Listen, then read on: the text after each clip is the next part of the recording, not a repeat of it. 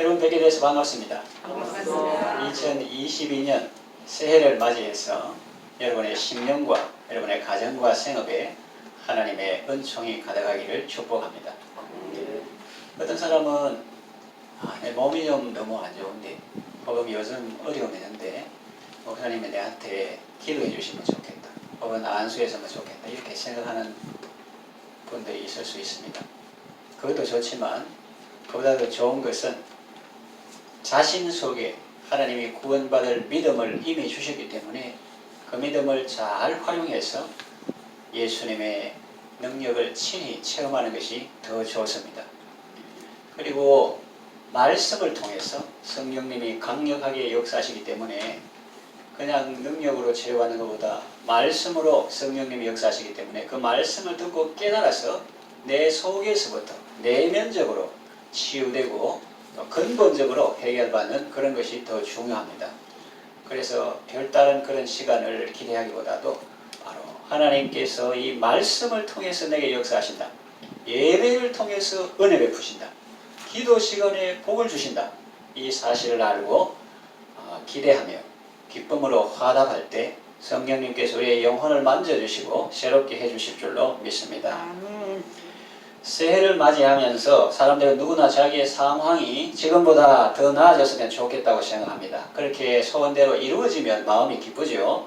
그러나 해가 바뀌어도 여전히 어렵고 힘들다면 마음이 괴롭고 아플 것입니다. 하나님은 언제나 우리에게 좋은 것을 주십니다. 언제나 새 것을 주시고 새 은혜를 주십니다. 하나님의 은혜는 마치 솟아나는 샘물과 같습니다. 같은 하루라도 어떤 사람에게는 지겹고 힘든 하루이지만은 어떤 사람에게는 새롭고 신선한 하루입니다.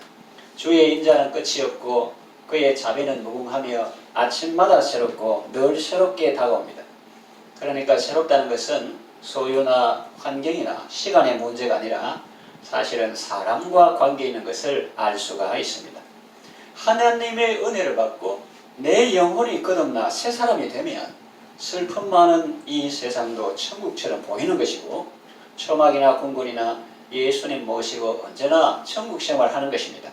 그러나 거듭나지 못하고 옛사람 자아로 살면 아무리 호화저택에 살고 좋은 차를 타고 다녀도 전혀 새로운 것이 없고 어둡고 우울하고 지옥같은 삶을 사는 것입니다. 우리는 하나님의 은혜로 예수님을 믿고 거듭난 사람입니다. 어떻게 하면 언제나 새로운 삶을 살 수 있을까요?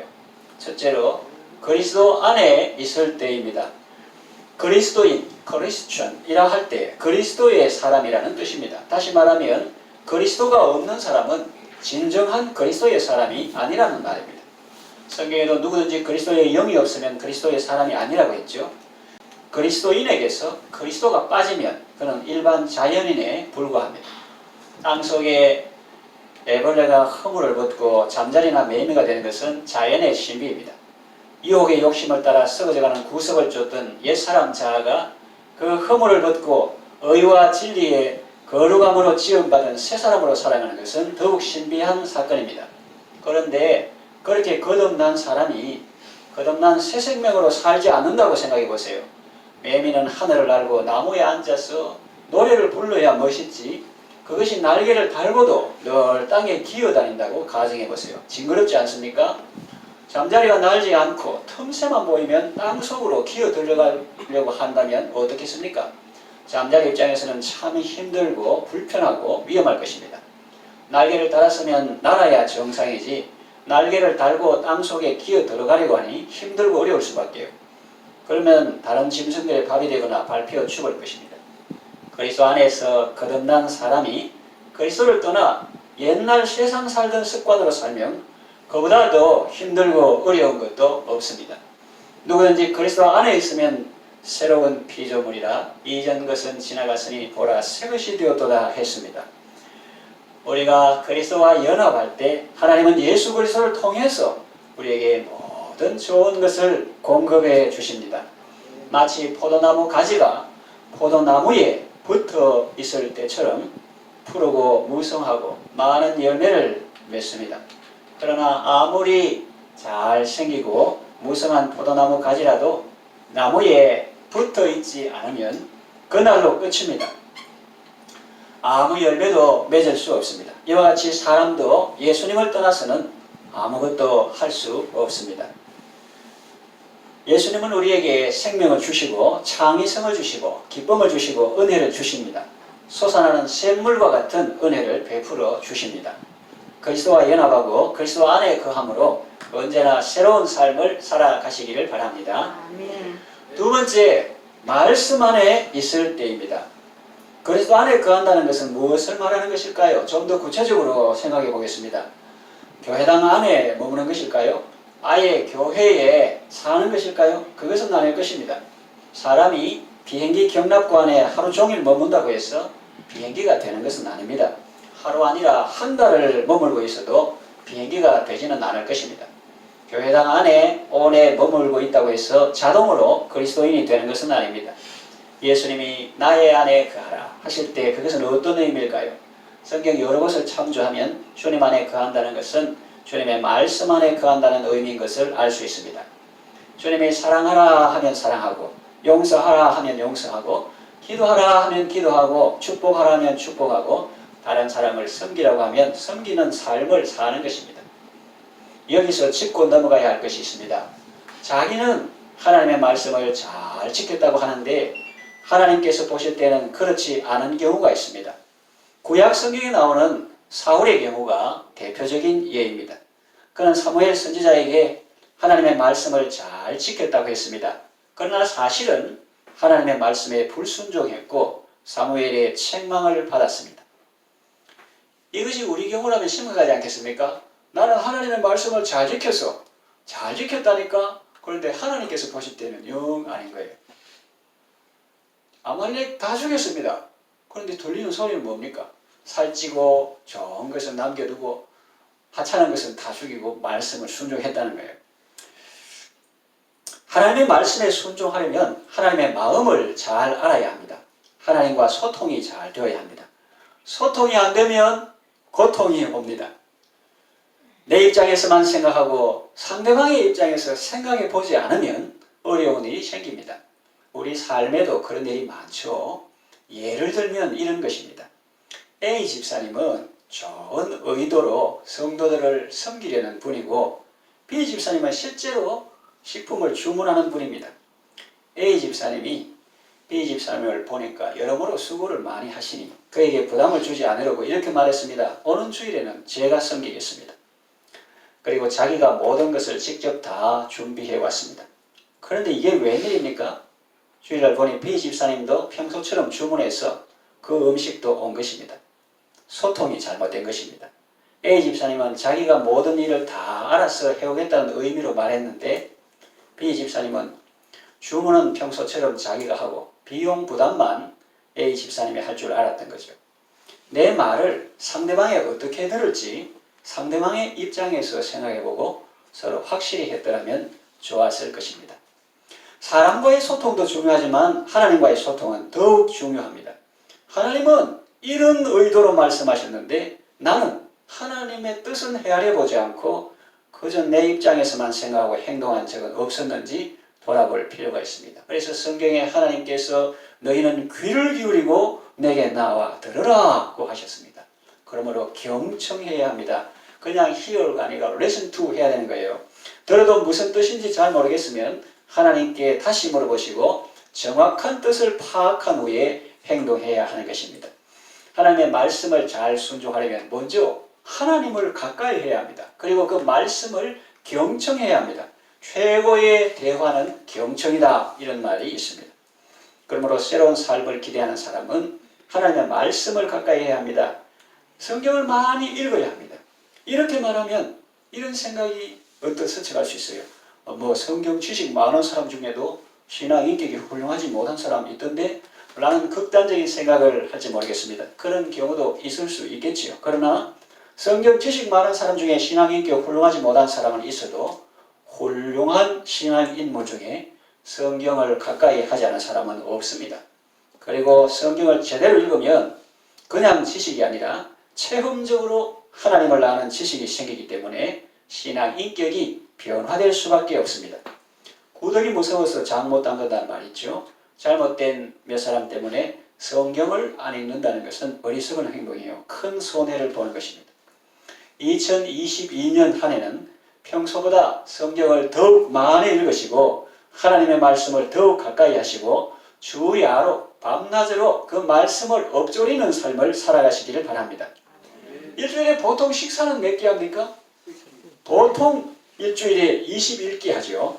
근데 성경은 그만큼 안 읽는다면 그 영혼이 어떻게 되겠습니까? 영양실조에 걸려서 비실비실하고 영적 전쟁에서 패할 수밖에 없죠. 일률적으로 몇 장 이상 읽으시오 이렇게 말할 수는 없습니다. 왜냐하면 사람마다 처한 형편이 다르고 상황도 다르고 건강 상태도 다르기 때문입니다. 그래서 어떤 경우 특수한 사람의 경우에는 하루 한 장 읽는 것도 참 버거울 수도 있고 자기 나름대로는 최선을 다하는 것일 수가 있다는 거죠. 그래서 제가 지금 말씀드리고자 하는 것은 그 상황은 하나님만 알고 자기만 아니까 각자 자신의 위치에서 자기가 할 수 있는 대로 최선을 다하자는 것입니다. 그렇게 하는 것이 복 있는 사람입니다. 하나님을 가까이 하고 그분의 말씀을 많이 들으십시오. 시간이 나면 성경을 읽는 것이 아니라 시간을 내서 성경을 읽으시기 바랍니다. 하나님의 말씀은 그냥 단순한 말이 아닙니다. 모를 때는 까만 거는 글씨고 하얀 거는 종이네 소설책처럼 생각하고 베개 베고 그럴 수 있지만 그런 게 아니에요. 단순한 말이 아니라 살아있고 운동하는 힘이 있는 말씀입니다. 그래서 그 말씀 속에 창조의 역사가 있고 그 말씀 속에 생명의 역사가 있고 변화의 역사가 있고 치유의 역사가 있는 것입니다. 예수님은 태초부터 있는 생명의 말씀이시고 하나님은 말씀을 통해서 역사하시는데 그 말씀을 가까이 하지 않고 무슨 복을 기대할 수 있겠습니까? 하나님은 말씀을 통해서 우리에게 좋은 것을 주시고 새로운 삶을 살게 하십니다. 저의 경험도 그렇고 또 시편 기자의 말도 그렇고 우리가 말씀 덕을 많이 보았습니다. 우리가 고난 중에 있을 때 하나님은 말씀을 보내셔서 우리를 위로하시고 위경에서 건져주셨습니다. 우리가 질병 중에 있을 때 말씀을 보내셔서 우리를 위로하시고 우리를 치유해 주셨습니다. 우리가 절망 중에 있을 때 말씀을 통해서 우리에게 소망을 주시고 힘을 주셨습니다. 그러니 여러분 하나님의 말씀을 즐거워하여 주야로 엎조리는 복 있는 사람이 되시고 말씀과 함께함으로 언제나 새로운 삶을 생명의 삶을 살아가시기를 바랍니다. 아멘. 세 번째, 성령의 인도를 따를 때입니다. 성경에 기록된 말씀을 어떻게 해석하고 그것을 내 삶에 적용하느냐 이게 중요합니다. 그러기 위해서는 성경의 원저자이신 성령님의 조명이 그 비추어 주시는 은혜가 필요합니다. 성령님의 도움이 없이는 하나님의 말씀을 제대로 깨달을 수 없고 순종할 수도 없습니다. 그러면 성경을 잘못 해석하고 아전인수격으로 해석해가지고 하나님의 본 뜻은 본질적인 성경의 뜻은 모르고 자기 중심으로 아주 이상하게 해석하는 그런 경우가 있을 수가 있습니다. 하나님은 지금 내가 이 상황에서 어떻게 행하는 것을 원하시는가를 끊임없이 묻고 물어받은 말씀으로 행해야 하는 것입니다. Father, what do you want me to do? 뭐 이런 식으로 하여튼 영어를 하든지 독어를 하든지 하나님께서 in this situation 이 상황에서 하나님은 내가 무엇을 하기를 원하십니까? 그걸 끊임없이 물어야 되는 거예요. 다윗이 훌륭한 이유가 무엇입니까? 하나님께 물어받은 말씀으로 행했다는 것입니다. 사울이 실패한 이유가 무엇입니까? 여러 가지가 있겠지만 성경은 이렇게 말합니다. 사울이 패망한 것은 여호와께 묻지 아니하였습니다. 묻지 아니하였을 뿐만 아니라 그는 하나님의 말씀을 듣는 것조차 싫어했습니다. 그래서 나라 안에서 선지자들을 쫓아내었고 간섭받기 싫다는 거죠. 나라 안에서 선지자들을 다 쫓아내버렸고 제사장들은 다윗에게 도움을 주었다고 죽여버렸습니다. 뭐 도움 주었다기보다도 그래도 왕의 사위도 되고 충신도 되니까 떡 주고 또 필요한 거 줬는데 그 공모했다고 오해하고 죽여버렸습니다. 제사장들만 죽인 것이 아니라 그 제사장들이 사는 노비라는 마을에 군사들을 보내가지고 거기에 남자, 여자, 어린아이들, 젖먹는 아이들, 우양, 소, 나귀 이런 거 다 죽여서 마을 전체를 초토화시켜 버렸습니다. 그가 하나님을 버렸기 때문에 하나님도 그를 버리셨습니다. 나중에 급박한 상황에 몰리자 급기야는 신접한 여인을 찾아가죠. 점쟁이를 찾아갑니다. 사람이 하나님의 지도를 거부하면 결국 사탄의 지도를 받게 되는 것입니다. 나는 하나님 지도도 안 받고 사탄의 지도도 안 받고 내 마음대로 살래. 그러지만 사실은 그렇게 되지는 않습니다. 그렇게 말하는 것 자체가 벌써 사탄의 유혹에 넘어가는 것이고 하나님을 떠났다는 증거입니다. 그런가 하면 다윗은 그와 정반대입니다. 시편을 보십시오. 그가 얼마나 하나님께 부르짖으며 하나님을 추구하는 삶을 살았는가를 알 수 있습니다. 블레셋 군대가 쳐들어왔을 때 그는 어떻게 할지 하나님께 물었습니다. 그리고 하나님의 말씀하신 대로 순종했더니 승리했습니다. 블레셋 군대가 군사력을 재정비해서 또 쳐들어왔습니다. 보통 사람 같으면 하나님께 묻지 않고 아까 했던 방법대로 하겠죠. 그러나 다윗은 그러지 않고 또 하나님께 물었습니다. 다윗이 바보입니까? 전쟁을 하루 이틀 해본 사람입니까? 전장에서 잔뼈가 굵은 사람입니다. 백전노장입니다. 그런데도 그는 하나님께 물었습니다. 하나님께서 이번에는 이렇게 하라고 말씀하셨습니다. 그래서 그렇게 순종했더니 또 승리할 수 있었습니다. 하나님이신 성령님은 가장 지혜롭시고 탁월한 전략가이십니다. 다윗이 케일라 거민을 구원한 적이 있습니다. 블레셋의 침략을 당한 거일라 주민들이 다윗에게 도움을 요청했기 때문입니다. 블레셋 사람들이 들어와서 타작 마당을 침공합니다. 그런 전갈이 왔어요. 그때도 다윗은 하나님께 물었고 그 말씀에 순종해서 그들을 구원하러 갔습니다. 자기도 쫓기는 신세인데 그 사람들을 구원하러 갔습니다. 다른 사람을 도와주러 갔습니다. 위험천만한 행동이죠. 그러나 하나님의 말씀에 순종해 갔고 그들을 구원해 주었습니다. 그런데 다윗이 거기 있다는 걸 알고 사울 군대가 온다는 것입니다. 사울 군대가 여기는 문과 문 뒷장에 있는 아주 강력한 성이 이제 도간에 더 쥐다 이러면서 사울 군대가 온다는 소문이 왔습니다. 그래서 하나님께 물었습니다. 그 사울이 오면 이 사람들이 나를 그 사울에게 내줄까요? 아니면 봐줄까요? 이러니까 하나님께서 내어줄 것이다 이렇게 말하는 거예요. 그러면 속으로 이런 배은망덕한 사람들이 있나 그런 생각을 하겠죠. 그러나 다윗은 하나님의 말씀을 듣고 어떤 미련도 없이 그 성을 떠났습니다. 그가 만일 이 은혜로 모르는 인간들아 우리가 목숨을 걸고 너희를 블레셋의 침공해서 적의 침략에서 구원해 주었는데 사울이 온다니까 현상 수백은 받으려고 내를 사울에게 넘겨준다고 이렇게 하면서 그들을 처단하고 그 성에 눌러 앉았더라면 어떻게 되었을까요?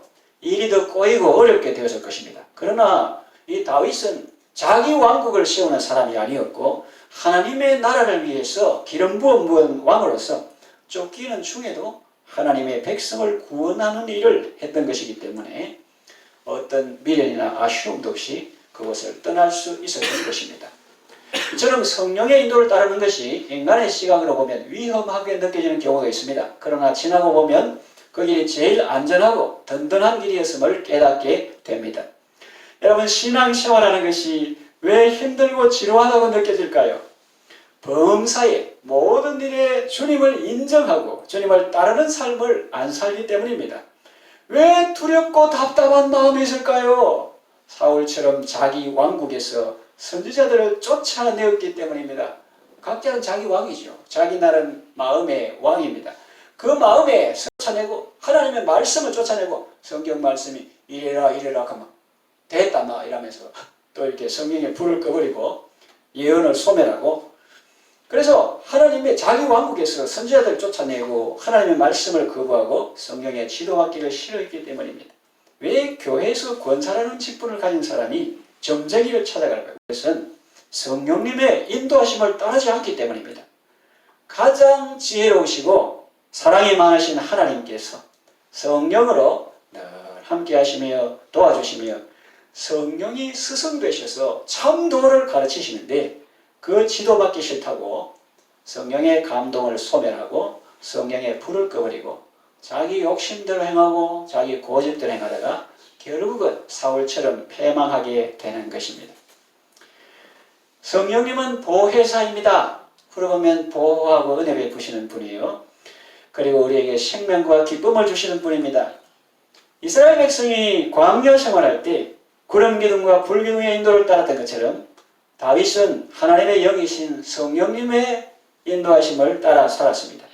그럴 때 그는 날마다 새로운 삶을 살 수 있었고 날마다 생명의 삶을 살 수 있었습니다. 여러분도 성령님의 인도하심을 따라서 날마다 생명의 삶을 사시고 새로운 삶을 사시기를 바랍니다. 아멘. 말씀을 정리해 가갑니다. 사람들은 너, 나 할 것 없이 누구나 다 새해가 되면 무언가 새로운 것을 기대합니다. 그런데 그 새로운 삶은 어디에서 비롯되는지 그것은 잘 모르는 것 같습니다. 성경은 우리에게 그 비밀을 알려줍니다.